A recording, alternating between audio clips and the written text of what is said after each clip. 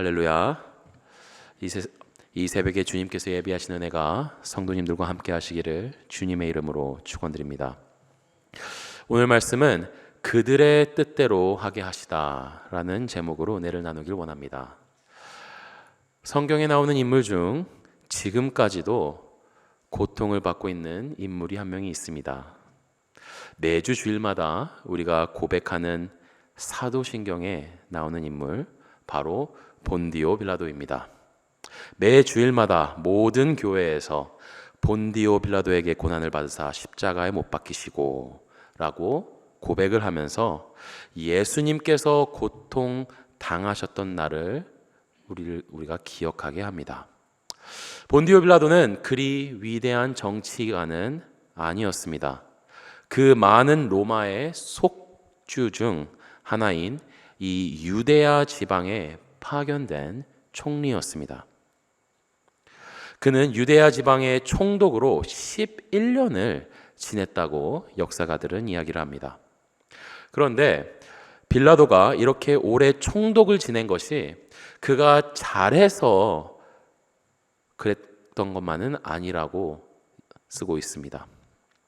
대체적으로 총독은 2년에서 3년 정도 지나고 나면은 바로 진급을 하게 되는데 빌라도가 그렇게 오래, 그것도 다른 지역도 아닌 늘 시끄러운 이 유대야 지방에 그렇게 오래 있었다는 것은 그가 진급이 잘 안 돼서 어쩔 수 없이 그곳에 계속 있게 된 사례라고 많은 역사들은 보고 있습니다. 본디오 빌라도는 처음 유대야 지방으로 왔을 때 큰 일 없이 조용히 시간을 보내고 바로 진급하는 것을 목표로 하고 왔던 총독이었을 것입니다. 그런 상황에 예수님이 그의 앞에 끌려왔던 것이죠. 조용히 모든 것을 처리하고 싶은 그의 뒷배경에 예수님과 그 유대인들 무리는 얼마나 쉽지 않은 그런 무리였을까요? 분명 큰 문제를 일으키지 않으면서도 이 유대인들을 자극시키지 않는 선에서 그는 마무리 지으려고 했었을 것입니다. 그렇기 때문에 본디오 빌라도가 유대인 무리가 예수님을 끌고 왔을 때 예수님이 백성들을 미혹하면서 가이사에게 세금을 바치는 것을 금한다고 가르쳤다고 말하면서 데리고 왔을 때 한편으로는 그들의 말을 들어주어야 했지만 한편으로는 분명 그들의 술수가 그의 눈엔 보였을 것입니다. 유대인들이 로마의 통치를 반대하고 독립하려고 하는 자들인데 가이사에게 세금 바치는 것을 금한 자, 자칭 왕이라 하는 이 자를 데려왔는데 이 자가 진정으로 그랬다면은 분명 이 유대인들은 손 벌려 환영했어야 하는 그런 상황인데 반대 상황이었으니 분명 빌라도는 의심을 했을 것입니다. 그래서 3절에 이렇게 예수님께 묻습니다. 네가 유대인의 왕이냐? 예수님의 답을 들은 그는 바로 죄가 없다고 선포를 해버리죠. 유대인들이 정적을 없애려고 자신을 이용하는 것이 바로 보였기 때문입니다.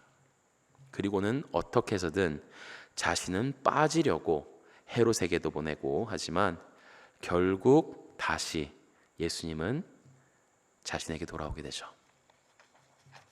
오늘 본문에서는 빌라도가 3번이나 유대인 무리들에게 예수를 풀어줄 것을 이야기를 하고 있습니다.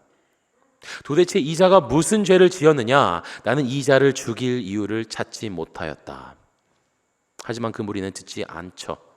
빌라도가 마지막으로 꺼냈던 방법이 바로 백성들이 원하는 제수를 명절을 맞이하여서 풀어주는 것이었는데 누군가를 죽인 적도 없고 악한 일을 한 증거도 없는 사람과 그 반대편 바라바, 밀란과 살인으로 감옥에 있던 사람 중 하나를 택하라고 하죠.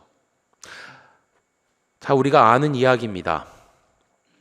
악한 일을 했던 이 바라바보다는 예수를 그래도 이 유대인들이 뽑지 않을까라고 생각했지만 이 유대인들의 마음에는 하나님의 정의도 법도 없고 오직 죄로 인해 눈먼 자가 된 사람들이었습니다. 빌라도는 자신은 진급을 해야 하고 큰 문제 없이 넘겨야 했고, 유대인 무리는 자신들의 악함을 들춰내고 자신들이 원하는 사람들의 관심과 집중을 얻기 위해 예수를 없애야 했죠. 그로 인해서 악질 죄인 바라바가 받아야 할 정의는 없어지고 그에게 주어져서는 안 되는 자유가 주어지는 그런 상황을 맞이하게 됩니다. 분명 예수님의 제자들과 그를 따르는 사람들이 그곳에서 함께 이 상황을 보고 있었다면은 어떻게 모든 상황이 이렇게 진행이 되는지, 공의의 하나님께서는 도대체 어디에 계신지를 깊게 물었을 것입니다. 이 세상을 살아가면서 비록 평범한 하루를 보내는 게 대체로 우리의 삶이지만 간혹 어려움들이 찾아올 때가 있습니다. 어려움이 조금씩 천천히 하나씩 오는 것이 아니라 늘 한꺼번에 몰려오다 보니 심적으로나 육적으로나 매우 지치고 힘들 때가 분명히 있고, 하나님의 선하심을, 인도하심을 의심하게 될 때가 있기도 합니다. 예수님의 상황을 지켜보고 있던 제자들의 상황이 바로 이런 상황이었을 것입니다. 하나님의 나라가 이제 임해야 하는데, 예수님께서 왕의 왕으로 나셔야 하는데 했던 그들의 마음 가운데 모든 것이 무너져 버리는 그런 지금 상황, 예수님께서 힘을 쓰시지도 살려고 의지를 보이시지도 않는 그런 상황에서 그들은 하나님께 어떻게 기도를 했을까요? 이 상황에서 결국 빌라도는 그 무리들의 뜻대로 하게 합니다. 예수님을 그들의 뜻대로 십자가에 못 박기로 결정을 하는 것이죠. 하지만 우리가 이 말씀을 통해서 기억해야 할 것은, 빌라도가 그 무리의 뜻대로 하게 할 수 있었던 이유는 바로 예수님께서 먼저 그 전날 겟세마네 동산에서 하나님 아버지께 아버지의 뜻대로 하시도록 기도를 드렸기 때문입니다. 예수님께서 먼저 자신의 뜻을 하나님께로 내려놓았기 때문에, 자신을 먼저 내려놓았기 때문에 하나님 뜻 안에서 빌라도가 예수님을 무리의 뜻대로 하게 할 수 있었던 것이라는 것입니다. 이 모든 것은 이사야 53장에서 하나님께서 예언하신 말씀을 성취하기 위함이죠. 거기는 이렇게 예언을 하고 있습니다. 그는 실로 우리의 질고를 지고 우리의 슬픔을 당하였거늘 우리는 생각하기를 그는 징벌을 받아 하나님께 맞으며 고난을 당한다 하였노라. 그의 찔림은 우리의 허물 때문이요 그가 상함은 우리의 죄악 때문이라. 그가 징계를 받음으로 우리는 평화를 누리고 그가 채찍에 맞음으로 우리는 나음을 받았도다. 아멘. 하나님의 정의는 보이지 않는 그 상황 속에서도 하나님께서는 온전히 하나님의 뜻을 이뤄가고 계셨으며, 사람의 죄성과 그릇된 결정들 속에서도 선하심을 나타내십니다.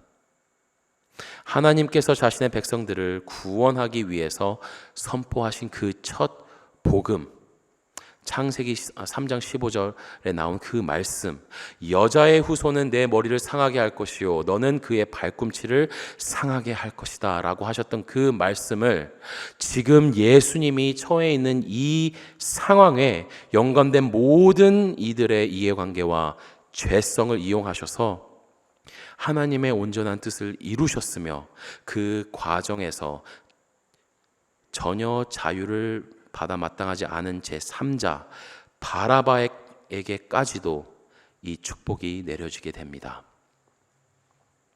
이 말씀을 보고 이 상황을 바라보면서 비록 예수님이 여기에 중심에 계시고, 그리고 그 빌라도가 이 예수님을 넘기는 그런 과정 속에서 이 인물 한 명, 이 바라바라는 인물 한 명이 하나님의 축복을 얻게 됩니다.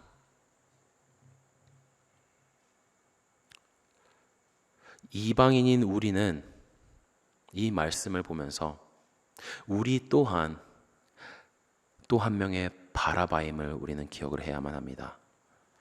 하나님께서 선택하신 백성이 아니었지만 하나님의 놀라운 은혜로 인해서 죄의 벌을 받아 마땅하지만 예수님과 자리를 바꿔지면서 구원을 얻게 된 것입니다.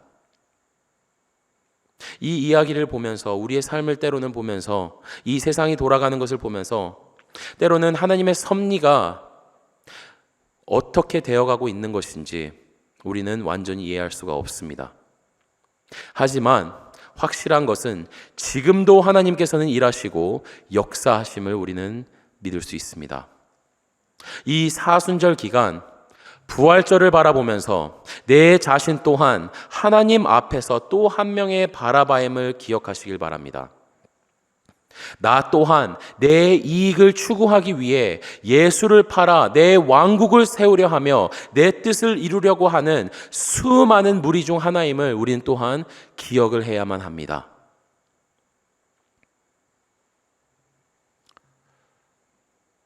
이 상황 속에서 그 모든 사람들이 자신의 이해관계 안에서 자신의 왕국을 위하여서 행동을 했습니다. 하지만 그런 상황 속에서도 하나님께서는 그 상황 가운데 함께 하시고 그 사람들의 죄성마저도 하나님의 뜻을 이루는데 사용을 하셨습니다.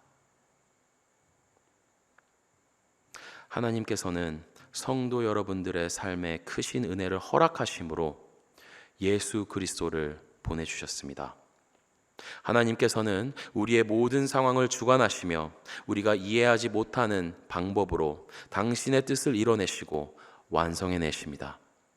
우리의 죄성마저도 하나님 뜻 안에서 그 뜻을 이루기 위해 사용이 됩니다. 우리는 하나님의 크신 계획 안에서 예수님을 통해서 허락해 주신 믿음을 통해서 예수님의 마음을 온전히 알고 예수님의 그 길을 따라가도록 우리는 노력해야만 합니다. 예수님께서 오신 이유는 우리의 죄를 짊어지시기 위해 우리의 고통을 지시기 위함이었습니다. 죄의 권세로부터 우리를 자유해 주시기 위함이었습니다. 그 예수 그리스도를 우리를 함께 바라보길 원합니다.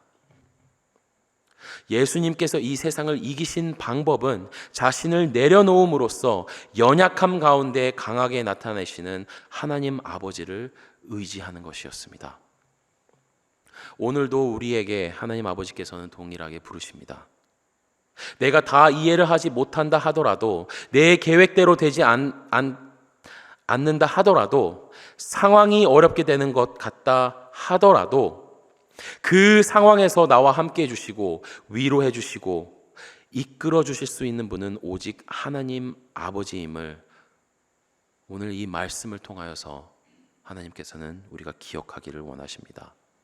때론 어려움 때문에 정말 이해하지 못하는 그런 상황을 우리가 맞닥뜨렸을 때 우리는 종종 하나님의 선하심을 의심하는 잘못을, 실수를 할 때가 참 너무 많이 있습니다. 내가 이해하지 못하는 이런 상황 때문에 왜 나에게 이런 상황이 일어나는 것일까 하는 그런 질문으로 인해서 많은 경우 고통이 하나님의 선하심을 의심하게 만듭니다. 그런데 이 의심은 거기서 멈추지 않고 그 어려움 가운데 우리가 가장 필요로 하는 그 하나님의 위로함으로 우리가 달려가게 하는 것이 아니라 그 하나님으로부터 더 멀어지게 하고 고립되게 합니다. 우리는 이 말씀을 보면서 비록 그 제자들이 이 상황이 어떻게 돼가고 있는지 이해하지 못했지만, 그리고 우리가 이 말씀을 보았을 때도 모든 것이 그들의 뜻대로 되게 되는 것 같았지만, 그 상황 속에서도 하나님께서는 함께 하셨고 하나님의 뜻을 이뤄 나가셨습니다. 우리의 모든 상황을 아시는 하나님 아버지이십니다. 우리의 어려움과 우리가 오늘도 경험하고 있는 우리의 죄성, 우리가 그렇게 고치려고 했던 그런 죄악된 습관들, 아버지께서는 다 알고 계십니다. 우리의 반복되는 그런 넘어짐과 연약함을 때문에 하나님께서 나와 함께 하신 나라는 그런 질문으로 인해서 우리가 낙심하는 것이 아니라, 우리가 연약하기 때문에 나에게는 예수 그리스도가 오늘도 더 필요하구나, 내 이 부족한 부분에 더욱더 하나님께서 함께 해 주셔야 하는구나 라고 생각하면서, 이 상황에서 나를 위로해 주시고 인도해 주실 분은 하나님이 유일하다는 것을 고백하는 저와 여러분이 되기를 소망합니다. 이 사순절 기간을 통하여서 더욱더 하나님의 뜻을 사모하고 하나님을 바라보는 저와 여러분이 되시기를 주님의 이름으로 축원드립니다. 기도드리시겠습니다. 사랑의 하나님 아버지, 감사합니다. 이 말씀을 보면서 정말 예수님께서 비록 하나님의 아들이시고 성삼위 하나님의 그 한 분이셨던 그 예수님이신데도 그 자리에서 천국의 군대를 부르셨으면은 모든 것을 해결할 수 있음에도 불구하고 연약함 속에서 하나님의 뜻대로 모든 것이 이루어질 수 있도록 내려놓음을 오늘 말씀을 통하여서 보았습니다. 아버지, 우리 삶을 되돌아볼 때에 이해하지 못하는 그런 일들이, 우리가 생각지도 못했던 그런 고난과 고통들이 있을 때가 많이 있음을 고백합니다. 아버지, 이럴 때마다 아버지의 그 선하심과 아버지가 우리와 함께 하심을 의심하는 것이 아니라, 이렇게 힘들 때일수록 우리의 마음 가운데 더욱더 필요한 그 아버지께 더욱더 달려가는 저희가 될 수 있도록 하여 주시옵소서. 그래서 그 순간에 필요한 그 위로와 인도하심을 우리가 체험할 수 있도록 하여 주시고, 우리가 이해하지 못하지만 아버지께서는 모든 것을 붙잡고 계시고 아버지 뜻대로 모든 것이 이루어지고 있다는 것을 우리가 굳건히 붙잡고 하루하루를 살아가는 저희가 될 수 있도록 하여 주시옵소서. 죄로 인해서 넘어질 때마다 더욱더 예수 그리스도를 바라보고 붙잡는 저희가 될 수 있도록 하여 주시옵소서. 이 모든 말씀을 예수님의 이름으로 기도드렸습니다. 아멘.